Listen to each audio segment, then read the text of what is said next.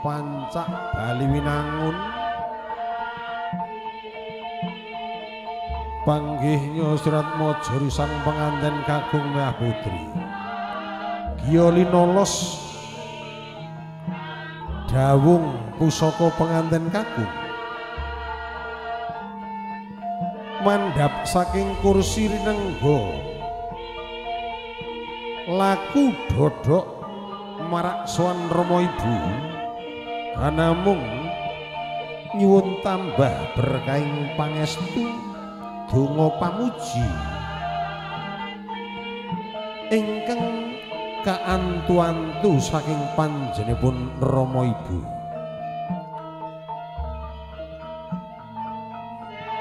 Duh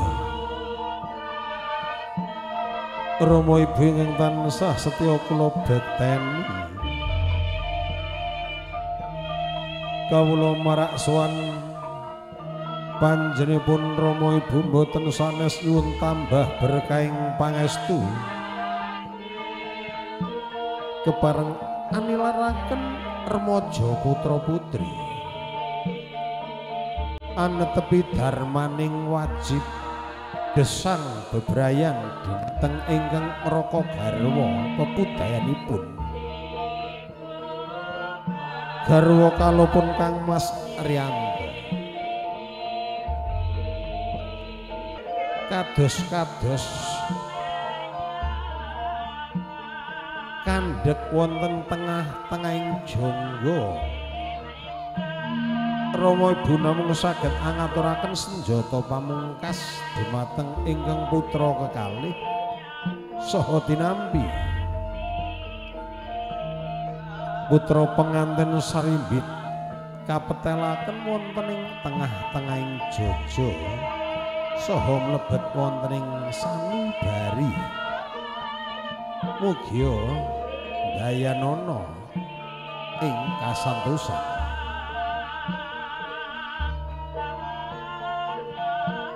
Yenggir putraku sak kaloron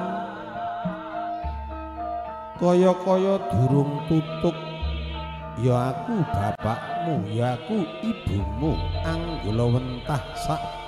kaloron sliraku sliramu ya putraku rikala semanten wonten garbanipun Kanjeng Ibu Tapa Brata sangang wulan sedasa dinten kawujudan wos kuning arta receh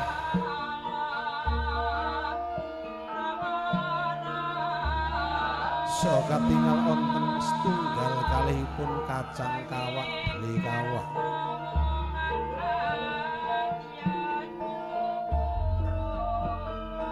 bekal ingkang putra kekalih anggenya anetepi darmaning agesang mugia tansah pikantuk palilang Gusti ingkang hakarya jagat sayuk rukun antut runtut bagya mulya tebih saking guru budha lan rencana ingkang putra putri penganten dados keluarga ingkang sakinah mawaddah warahmah amin Allahumma amin. Lamun to paripurna ngedhapi minangka setya mring guru nadi dalah badhe gesang bebrayan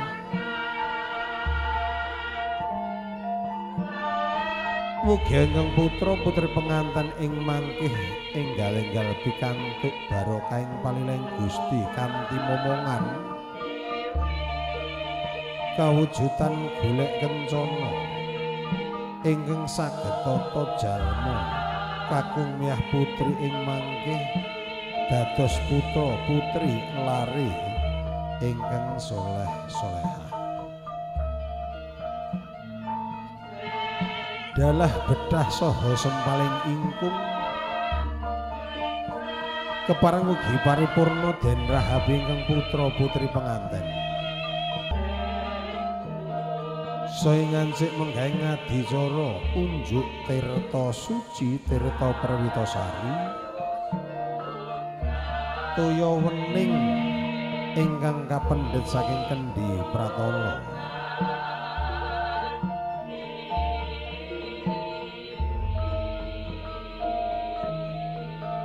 Purnaning gati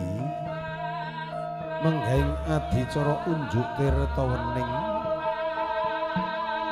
sagung para lenggah boten dangu pahargyan ing sang punika badhe paripurna. Bilih atur kawula kirang nuju prana kanthi andhap asring manah kawula nyuwun pangapunten rahne awrat mundi dawuhipun ingkang hamengku gati.